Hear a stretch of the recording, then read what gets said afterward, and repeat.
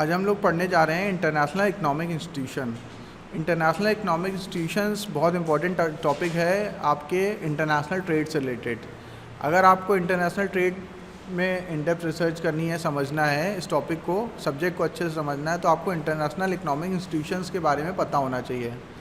International economic institutions होते कौन कौन से हैं? सबसे पहले हम लोग ये समझते हैं कि इंटरनेशनल इकोनॉमिक इंस्टीट्यूशंस को क्यों बनाया गया। ये कुछ इंटरनेशनल इकोनॉमिक इंस्टीट्यूशंस हैं। IMF, world bank, international monetary fund कहते हैं IMF को, ठीक है, Asian development bank, WTO, multilateral investment guarantee agency, IDA, international finance corporation, IFC और कई सारे और हैं। कुछ कुछ ग्रुप्स बनाए गए हैं, ग्रुप्स जैसे कि आसियान, सार्क, ब्रिक्स, नाफ्टा, ये सब भी आपके इंटरनेशनल ट्रेड में आएगा। हम लोग सबसे पहले ये समझते हैं इंटरनेशनल इकोनॉमिक इंस्टीट्यूशंस क्यों बनाए गए, क्या ज़रूरत है इनकी बनाने की, ना बनाते तो क्या नुकसान था। कहाँ की फ़ोटो दिख रही है आपको? मंगल ग्रह की है कि चांद की है? वर्ल्ड वॉर की है ये कि वॉल्केनो फट गया? हाँ, न्यूक्लियर एक्सप्लोजन जैसा कुछ लग रहा है ये। तो हम लोग न्यूक्लियर एक्सप्लोजन की बात क्यों कर रहे हैं? हम तो फाइनेंशियल इंस्टीट्यूशन पढ़ने जा रहे थे, इससे क्या लेना देना है उसका। हम लोग तो फाइनेंशियल इंस्टीट्यूशन पढ़ रहे हैं, हम लोग तो इन्वेस्टमेंट से रिलेटेड चीज़ पर, इधर डिजास्टर है, डिस्ट्रक्टिव चीज़ है, हम तो कंस्ट्रक्टिव चीज़ पढ़ने जा रहे थे, तो इसका क्या लेना देना है। हिरोशिमा नागासाकी पे जो बम गिराए गए थे, या सेकेंड वर्ल्ड वॉर में, या न्यूक्लियर एक्सप्लोजन जो किए जाते हैं, ये सब इसका क्या लेना देना है फाइनेंशियल इंस्टीट्यूशन से। ये क्या फंडिंग करते हैं उसको, उनसे पैसे लेके न्यूक्लियर बम बनाए जाते हैं? देखिए, लंबी कनेक्टेड कुछ पॉइंट्स हैं, ध्यान से समझिएगा, काफ़ी इंटरेस्टिंग है, मज़ा भी आएगा, सीखने को भी मिलेगा, पेपर के लिए भी इम्पॉर्टेंट है। 1930 में ग्रेट डिप्रेशन आया था। ग्रेट डिप्रेशन कहाँ आया था भाई? दुनिया में 2008 में एक आया था सब प्राइम क्राइसिस। तब तक दुनिया बहुत ज़्यादा ग्लोबलाइज हो गई थी, ग्लोबलाइजेशन हो चुका था। 1930 में आप मानते हैं कि कितना ग्लोबलाइजेशन हुआ होगा? बहुत ज़्यादा नहीं हुआ था बट लेकिन बहुत ज़्यादा नहीं हुआ था। मतलब हम लोग, ना इंटरनेट था, न टेलीकॉम बहुत ज़्यादा था, न किसी के पास मोबाइल होता था, न कोई बहुत ज़्यादा जहाज वहाज से यात्रा करता था, ट्रेन व्रेन बहुत फास्ट वाली, या गाड़ियाँ वाड़ियाँ एक आध लोगों के राजा महाराजा के पास हो। तो मतलब दुनिया आपस में इंटरकनेक्टेड नहीं थी। ऐसे समय में भी अंग्रेज़ों ने पूरी दुनिया को गुलाम बना लिया था। मतलब आप सोचो, पूरी दुनिया में वो कैसे शासन चलाते होंगे। इंटरनेट भी नहीं है, मोबाइल फ़ोन भी नहीं है, व्हाट्सएप भी नहीं है कैसे पूरी दुनिया का शासन चलाते होंगे। क्वीन विक्टोरिया कैसे संभालती थी पूरी पृथ्वी को, पूरी प्लेनेट का शासन चलाती थी वो, एक छोटे से द्वीप में बैठ के। ब्रिटेन, अभी आप मैप पे देखो कि छोटा सा एक द्वीप है, पानी में बना हुआ, समुद्र में, यूरोप में के पास, समुद्र से घिरा हुआ है चारों तरफ से। उस छोटे से टापू से पूरी दुनिया को कंट्रोल करना। और उनकी पॉपुलेशन ब्रिटिशर्स की भी बहुत कम थी, अभी भी बहुत कम है, ब्रिटिशर्स की पॉपुलेशन बहुत कम है। शायद अपना जो यूपी है वो उसमें 2-3 ब्रिटेन आ जाएंगे खाली यूपी में, अपने यहाँ 27-28 स्टेट्स हैं। तो ग्रेट डिप्रेशन अमेरिका में आया था और मंदी हुई थी। मंदी क्यों हुई थी? फर्स्ट वर्ल्ड वॉर हुआ, जब पहला विश्व युद्ध हुआ। जब पहला विश्व युद्ध हुआ तो उसमें अमेरिका उसके पहले कहीं एडजस्ट नहीं कर रहा था, बहुत ज़्यादा लोग जानते नहीं थे अमेरिका को, ना ही उसकी इकॉनमी थी। मैंने एक ग्राफ आपको दिखाया था, 18वीं शताब्दी के अंत तक अमेरिका का कोई एग्जिस्टेंस नहीं था, बिल्कुल ज़ीरो था उसका इकॉनमी का ग्राफ, फिर एकदम से शूट कर गया। क्योंकि फर्स्ट वर्ल्ड वॉर में यूरोप और एशिया में जंग हो रही थी, यूरोप के सारे देश आपस में युद्ध कर रहे थे। उस समय अमेरिका के पास अपॉर्चुनिटी ये थी कि वो सामान बना के सप्लाई कर रहा था, कपड़े, जूते, हथियार, गन पाउडर, वेपन्स, ये सारी की सारी चीज़ें बना रहा था वो। और सेकेंड वर्ल्ड वॉर में उसको तो बहुत ज़्यादा एडवांटेज मिला। तब तक उसकी इकॉनमी बढ़ चुकी थी, मैन्युफैक्चरिंग प्लांट आ चुके थे वहाँ पे, इंडस्ट्रियल रिवोल्यूशन हो चुका था, बड़ी बड़ी फैक्ट्रियाँ लग चुकी थी, एकदम फील्ड सेट थी। और सेकेंड वर्ल्ड वॉर हुआ और अमेरिका ने खूब पैसे कमाए, दुनिया ने युद्ध लड़ा, अमेरिका ने पैसे कमाए। अमेरिका वर्ल्ड वॉर में पार्टिसिपेट नहीं कर रहा था, तो जब पार्टिसिपेट नहीं कर रहा था तो उसने जापान में न्यूक्लियर बम कहाँ गिरा दिया जाके, और उसके बाद जब उसने न्यूक्लियर बम गिराया तो वर्ल्ड की सुपर पावर बन गया, क्योंकि किसी दूसरे के पास न्यूक्लियर बम था नहीं। तो जब वो युद्ध में था नहीं तो शामिल कैसे हुआ? तो जब सेकेंड वर्ल्ड वॉर हुआ तो अमेरिका कैसे आया, एक मूवी बनी है इसके ऊपर वीडियो लेक्चर्स में। पर्ल हार्बर एक मूवी है, बहुत अच्छी मूवी है, मैंने देखी है, आप भी देखिएगा। उसमें जापान के 400-500 प्लेन गए और अमेरिका के पर्ल हार्बर पे जाके एकदम भयानक बम्बार्डिंग कर दी, तबाह कर दिया पूरा उसको। जापान जर्मनी समझ रहे थे कि उनसे ज़्यादा शक्तिशाली कोई है ही नहीं। जापान छोटा सा टापू ब्रिटेन की तरह, उसने भी कोरिया को भी पीट दिया, चाइना को पीट दिया, नॉर्थ कोरिया साउथ कोरिया 2 देश है उनको भी हरा चुका है वो, चाइना को भी हरा चुका था। पूरी दुनिया में उसने अपना, इधर एशिया में अपना खूब कब्जा जमा लिया था। और जर्मनी ने फ्रांस को, ब्रिटेन को और सारे यूरोप के देशों को पीट दिया।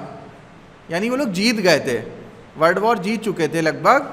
लेकिन हुआ क्या, गलती क्या हुई हिटलर से कि हिटलर ने सबसे बड़ी गलती ये करी कि वो रशिया में कूद गया।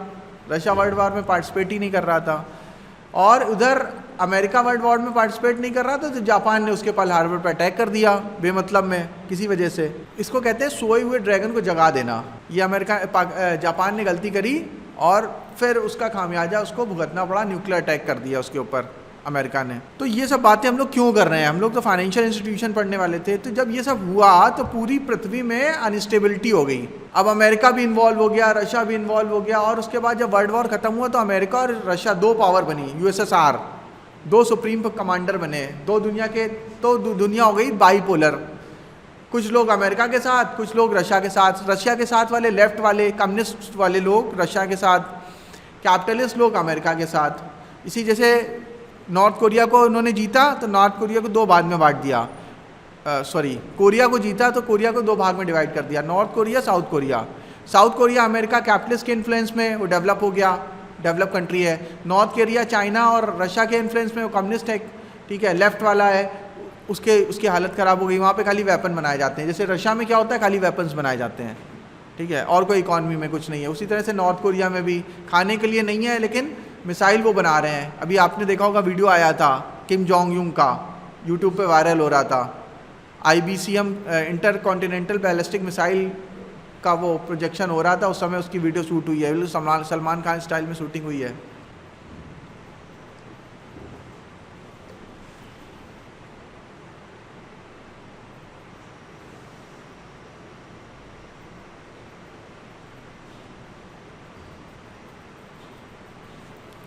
ICBM क्या होता है, इंटर कॉन्टिनेंटल बैलिस्टिक मिसाइल क्या चीज़ होती है? हाँ, मतलब एक कॉन्टिनेंट से दूसरे कॉन्टिनेंट को तबाह कर सकती है। कॉन्टिनेंट क्या होते हैं?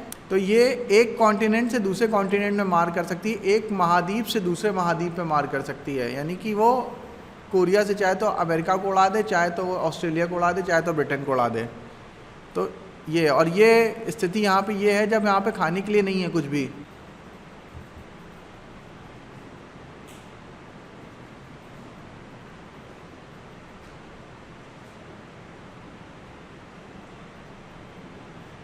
देखो यहाँ पे ड्रोन लगा के रखा होगा पहले से कैप्चर करने के लिए।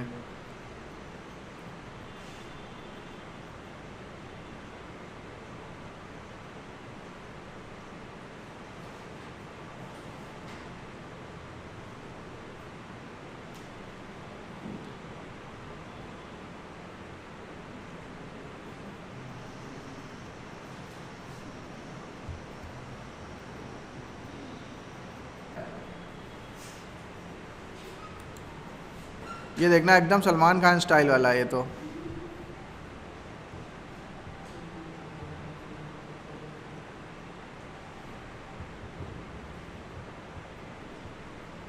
पीछे से ICBM निकलेगी।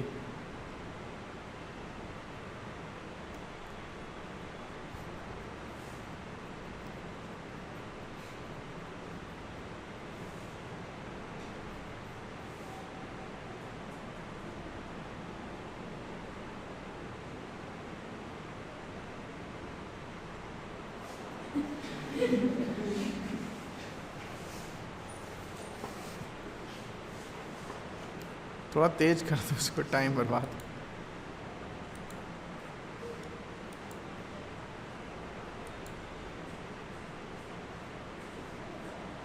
बहुत स्लो मोशन में चल रहा था, थोड़ा तेज कर दिया है।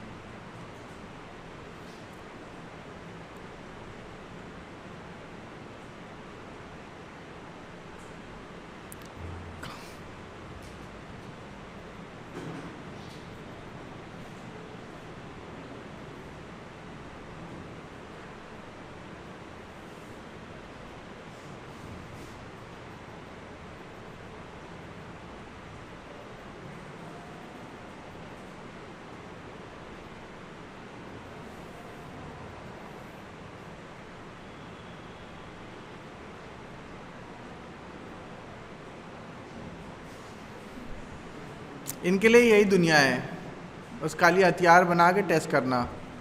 तो देखिए, ये फाइनेंशियल इंस्टीट्यूशन से इस वीडियो का क्या लेना देना है और वर्ल्ड वॉर का क्या लेना देना है कि पूरी दुनिया में जब अराजकता फैल गई, पूरी दुनिया में जब व्यापार बंद हो गया, जब लड़ाई झगड़े फैल गए, जब इकॉनमी ठप हो गई, जब लोग परेशान हो गए, लोग जिंदा कैसे रहेंगे?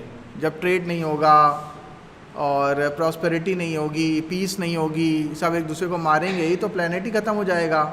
तो प्लैनेट को वापस रिवाइव करने के लिए ये फाइनेंशियल इंस्टीट्यूशंस बनाए गए, ठीक है।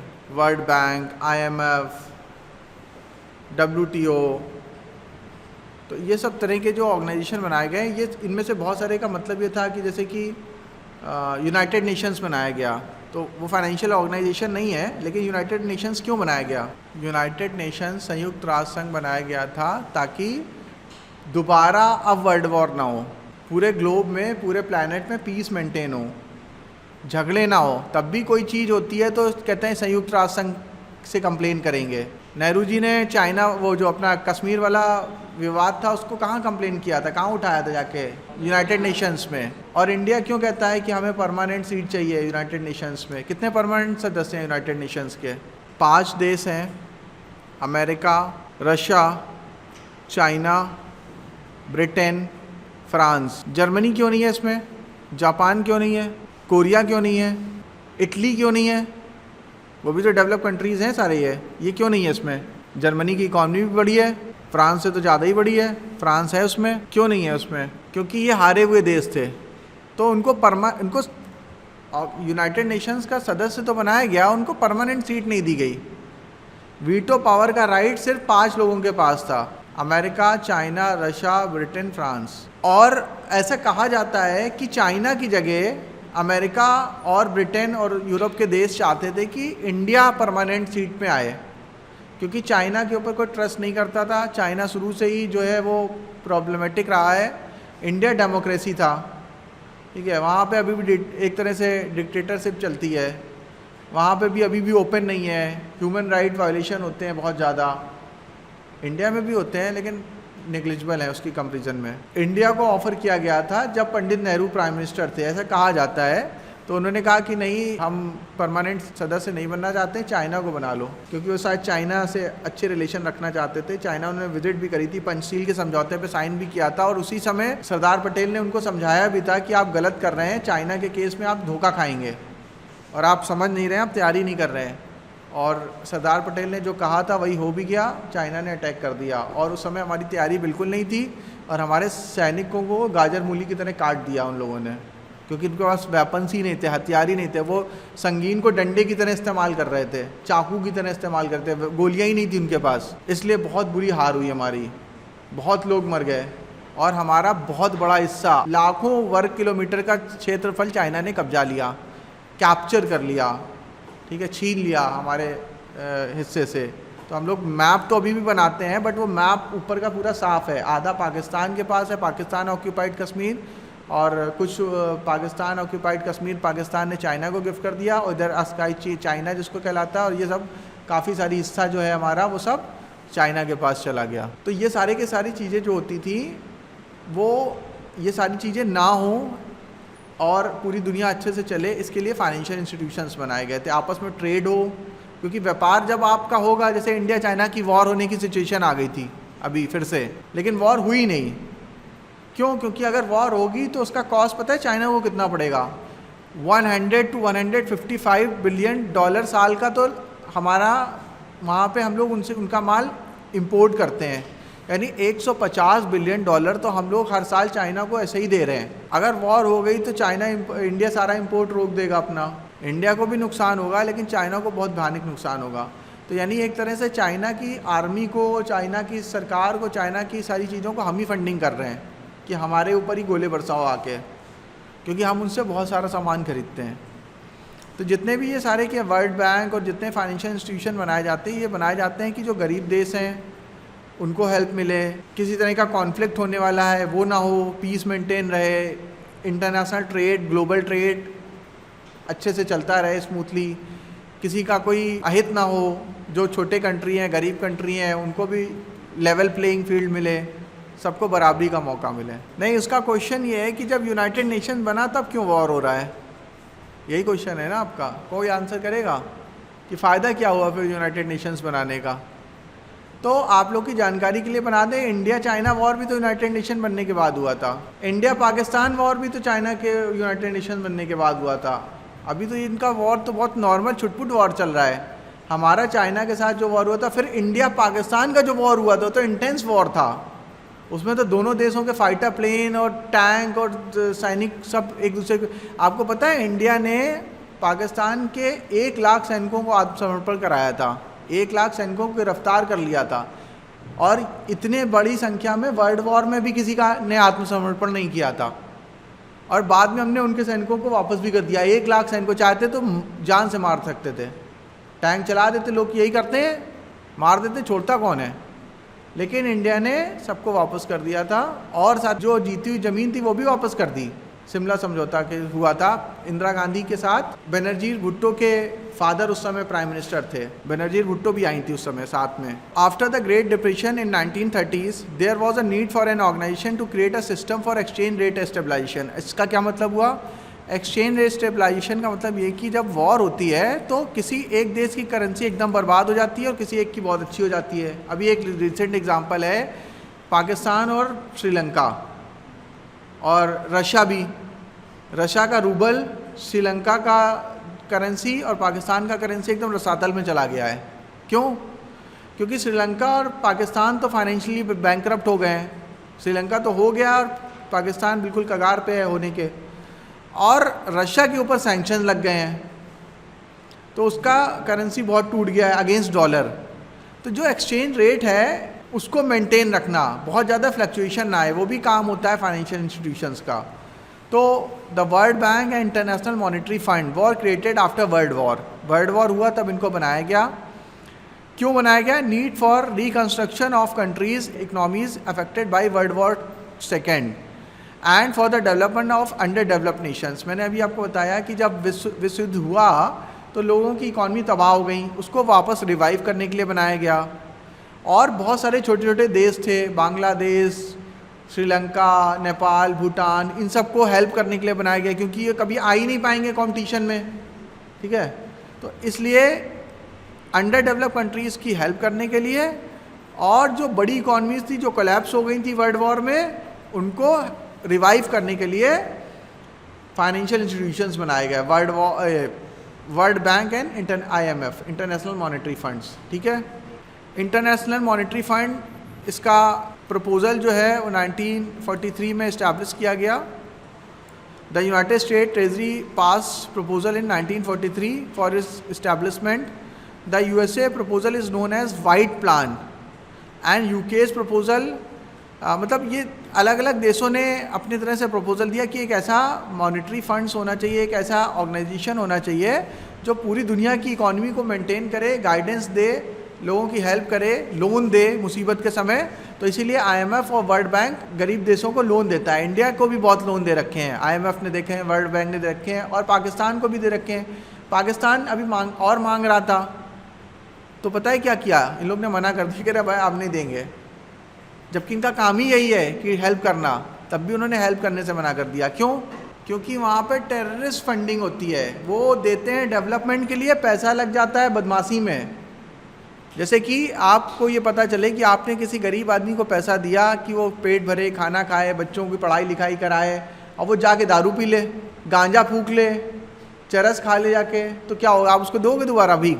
वही पाकिस्तान कर रहा है कि उसको पैसे दिए जाते हैं, डेवलपमेंट करो, एजुकेशन पे खर्च करो, लोगों को खाने पीने पे खर्च करो। वो करता क्या है?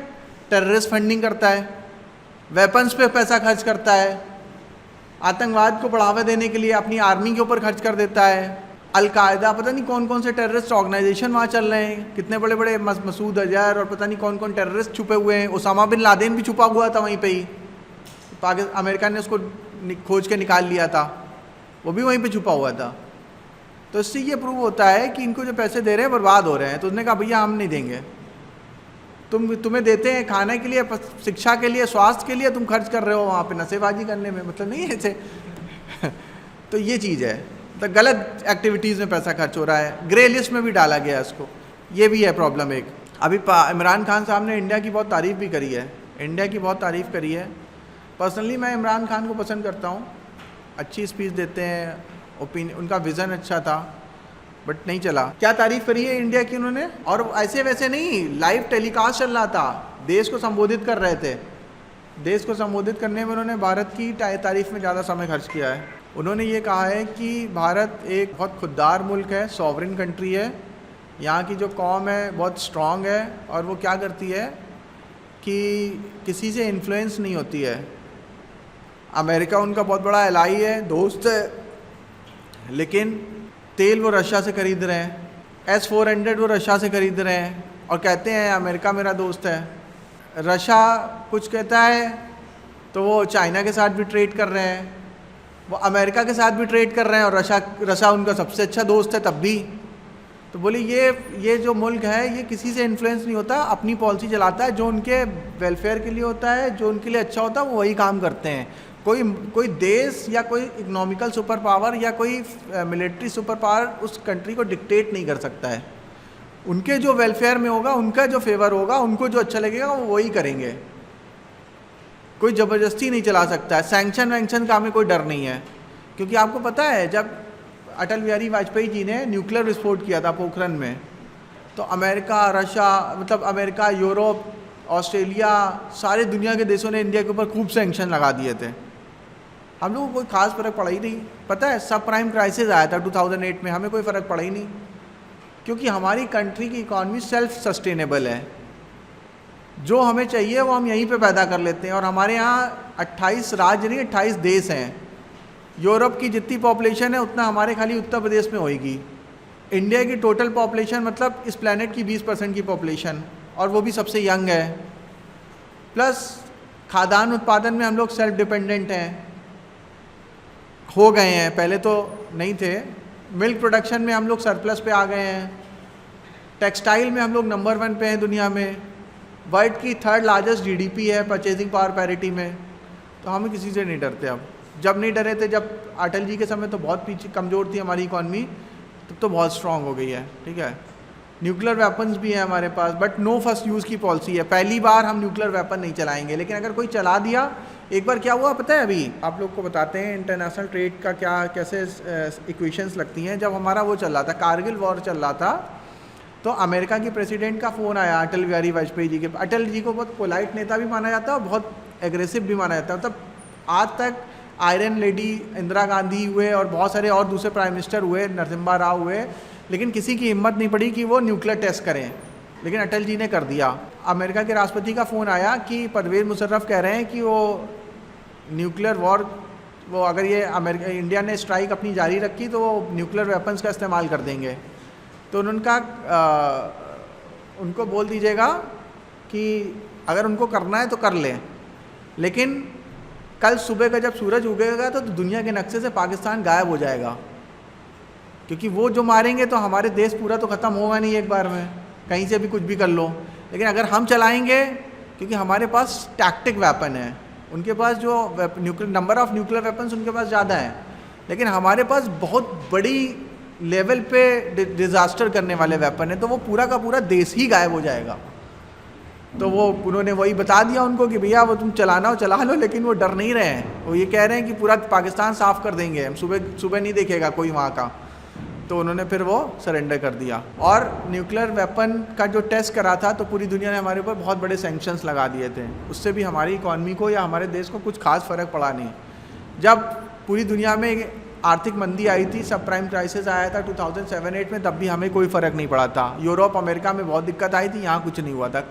थोड़ा बहुत पड़ा था क्योंकि ग्लोबलाइज हो गए हैं, आपस में इंटरकनेक्टेड हैं, बट उतना ज़्यादा असर हुआ नहीं था हमारे ऊपर।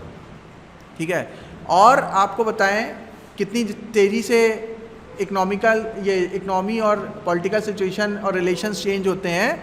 जब इंडिया पाकिस्तान वॉर हो रहा था उस समय अमेरिका और ब्रिटेन ने अपने जंगी जहाज़ भारत को मारने के लिए भेज दिए थे, हमला करने के लिए, पर इंडिया के ऊपर अटैक करने के लिए भेज दिए थे अमेरिका और ब्रिटेन ने, यूरोप के देशों ने बड़े। तब पाकिस्तान उस समय अमेरिका का बहुत अच्छा दोस्त था, इंडिया एक तरह से दुश्मन था पाकिस्तान अमेरिका का, क्योंकि इंडिया यूएसएसआर के साथ रहता था, रशिया के साथ रहता था, और पाकिस्तान अमेरिका के साथ रहता था। तो पाकिस्तान को टैंक और F-16 फाइटर प्लेन ये सब किसने दे रखे हैं? अमेरिका के ही हैं। F-16 प्लेन जो है फाइटर प्लेन, इंडिया के पास किसके प्लेन है? सोवियत रूस के। हमारा जो मिग है, सुखोई है, वो है रशिया का। और पाकिस्तान के पास जितने वेपन्स हैं वो अमेरिका के, यानी कि उसके पास स्ट्रेटजिक एडवांटेज है हमसे। उसके वेपन्स और उसके फाइटर प्लेन हमसे बहुत ज़्यादा एडवांस हैं। F सीरीज़ जो है वो लॉकहीड मार्टिन बनाता है। लॉकहीड मार्टिन दुनिया का नंबर 1 वो है कंपनी है जो वेपन्स बनाती है। अमेरिका हमारे अपोज में था, तब यूएसएसआर ने हमारी हेल्प करी थी। उसने अपने न्यूक्लियर सबमरीन्स और सारे जहाज़ भेज दिए थे। तो उस समय फिर अमेरिका की हिम्मत नहीं पड़ी कि यूएसएसआर से टकरा जाए, जो कि अभी भी नहीं पड़ रही है। अभी भी तो अमेरिका या नाटो की हिम्मत नहीं पड़ रही कि वो रशिया से टकरा जाएँ। उस समय तो बिल्कुल नहीं पड़ी थी, क्योंकि उस समय तो पूरा यूएसएसआर यूनाइट था, यूक्रेन ये सब उसका पार्ट था। तजाकिस्तान, तुर्कमेनिस्तान, किर्गिस्तान ये सब यूएसएसआर में आते थे। अभी तो 15 देश में टूट चुका है, 16 देशों में। तब वो इतना पावरफुल है कि किसी की हिम्मत नहीं पड़ रही है उसके काम में टांग अड़ाने की। अकेले वो पीट रहा है, किसी देश के ऊपर हमला कर दिया है, यूनाइटेड नेशंस भी बैठा हुआ है, नाटो भी बैठा हुआ है, कोई कुछ नहीं कर पा रहा। ठीक है, तो उस समय तो बिल्कुल ही नहीं पड़ रही थी। तो जब यूएसएसआर आ गया इंडिया के सपोर्ट में, क्योंकि हमने उनके साथ ट्रीटी साइन कर रखी थी कि अगर हमें कोई दिक्कत होगी, इंदिरा गांधी ने पहले ही कर ली थी, तो कोई दिक्कत होगी तो वो हेल्प करेंगे। तो उन्होंने अपना जंगी जिगड़ा भेज दिया, तो ब्रिटेन और अमेरिका वाले पीछे भाग गए। और इधर यहाँ पे हम लोग ने 3 दिन में 1 लाख सैनिकों को सरेंडर करा दिया पाकिस्तान से, और 2 देश बना दिए। पाकिस्तान के 2 देश बन गए, बांग्लादेश अलग हो गया, पाकिस्तान अलग हो गया। मतलब एक कांटा ख़त्म कर दिया। अब आपकी शक्ति को 2 टुकड़ों में तोड़ दिया। अब आप कभी वापस हमसे लड़ने के काबिल नहीं बचोगे, जो कि अभी यूक्रेन में भी कर रहा है रशिया। उसने क्या किया, लुहांस और वो सब रीजन को अलग कर दिया, उससे 2-3 टुकड़ों में तोड़ दिया उसको, कि आपकी ताकत कम कर दी। अभी बलूचिस्तान भी शायद पाकिस्तान से अलग हो जाएगा आगे चल के, वो एक अलग देश बन जाएगा। तो इस तरह से इंटरनेशनल जो ट्रेड है वो और इंटरनेशनल जो पॉलिटिकल इक्वेशंस है वो टाइम टू टाइम बदलती रहती हैं। ये जितने भी ऑर्गेनाइजेशन बनाए जाते हैं वो इसलिए बनाए जाते हैं कि पीस को मेंटेन रखें, लेकिन वो कहीं ना कहीं अपने ऑब्जेक्टिव को पूरा नहीं कर पा रहे हैं। कहीं ना कहीं उनका ऑब्जेक्टिव जो है डिफीट हो रहा है। इसके ऊपर काम करेंगे और हम लोग उसको और डिटेल में भी नेक्स्ट लेक्चर में कंटिन्यू करेंगे। आज का फिर यहीं पे ख़त्म करते हैं। उम्मीद है आपको जानकारी अच्छी लगी होगी। Thank you very much.